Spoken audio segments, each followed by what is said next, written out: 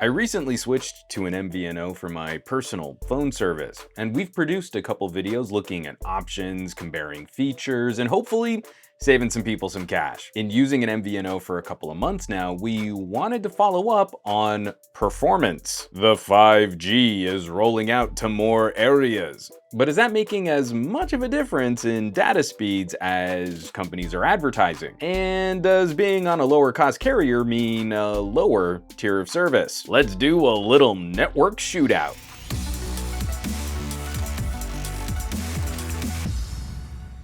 And no matter what G of cell phone service you use on your phone, 4G or 5G, we hope you'll keep up with all the work here on Reviews.org. Hit those subscribe options down below, check out our home site, Reviews.org, and give us a follow around the socials. It's the best way to keep up with all the great content and some really fun upcoming contests. Now, life on an MVNO, LTE versus the 5G. For a deeper dive on performance and costs, we have articles on the home site that tackle this data from a national perspective. What I'm doing here is sharing my experiences as one dude in Southern California, but I did drive around a whole bunch. I wonder if Reviews.org is going to cover my mileage. It's worth briefly redefining what an MVNO is. There are network operators who own and maintain a cell phone network. Those are called mobile network operators, or MNOs. Other companies can lease time on a network and sell that to other consumers. They don't own or maintain the network. They're called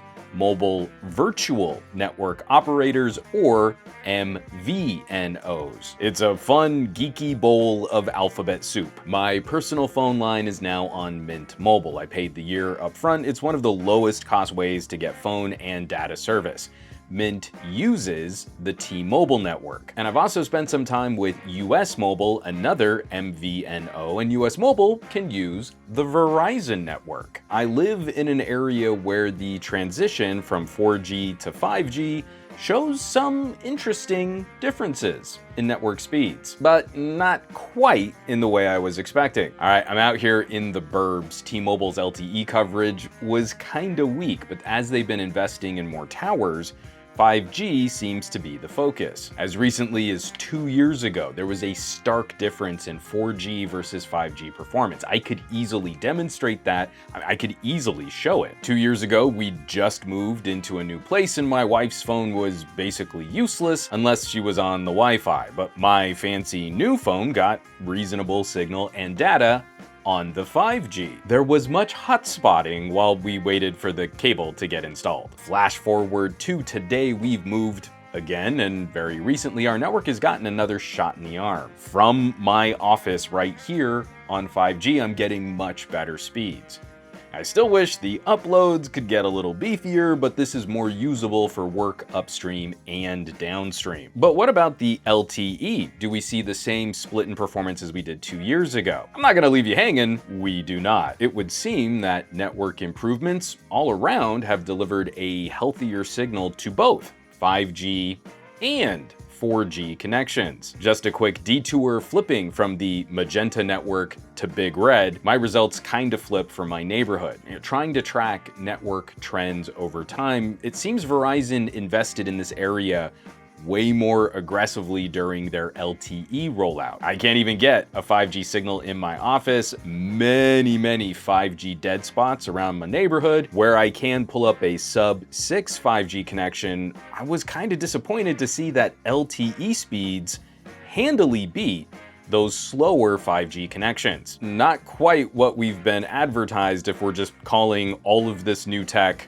the 5G. Okay, so I pull up the Verizon coverage map and it looks like we've got some ultra wideband not too far from our new place. And when that little UW logo pops up on the phone, then we can finally see a jump above the speeds I would get on LTE. A while back, we produced a separate video on the different versions of 5G, sub-6 versus millimeter wave 5G. With a higher radio frequency signal, you can get faster downloads. You can catch that video for a more specific breakdown and some speed tests where we got some crazy fast downloads. Speed notwithstanding, one of the main concerns of using an MVNO is network priority. If there are a lot of people using the network at one time, then T-Mobile will prioritize speeds for T-Mobile subscribers, and Mint Mobile users will be slowed down for a while. That park area I showed some fast data rates, I've been slowed down to half a meg on really busy afternoons. This makes one of the major claims of 5G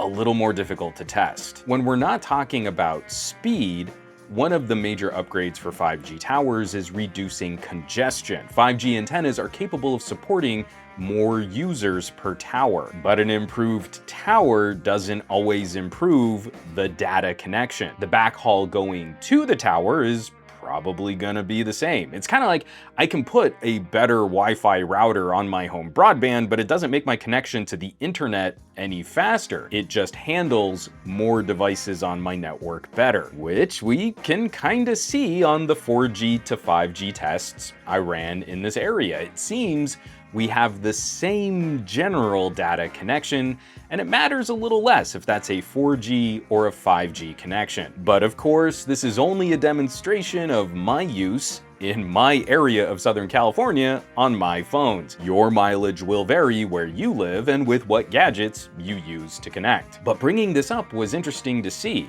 The encouraging aspect of this is network improvements are network improvements. If you're fortunate enough to live somewhere that a carrier is investing in the super fast 5G, then you're in for a treat. Those network speeds are really fun to play with. But even then, it might be worth checking out the local differences between 4G and 5G in your area. If you don't currently need that fastest speed, switching back to the LTE network will probably help your battery life. Kicking back from millimeter wave 5G, if you're on the normal 5G, you might not be able to tell the difference between 5G and LTE, except for those times when the network is experiencing really heavy use. Maybe not even then. You know, I think we should tag Shaka on this. You know, maybe have him check out some battery life tests between 4G and 5G on some of the phones he's reviewing. I'm just saying that could be kind of fun. And of course, we want to hear from you. What have your experiences been on newer phones? 5G has been all the buzz in marketing, advertising, new phones, new technology. Are you seeing improved service? Are you seeing improved service on LTE? Drop us some of those tasty comments down below, and keep an eye out on the Reviews.org home site for some more articles and comparisons on cell phone coverage and broadband. Hopefully, we can find you the best service for your needs and also save you a little cash along the way. For Reviews.org, I'm Juan Carlos Bagnell, aka Some Gadget Guy, and I will catch you all on the next video.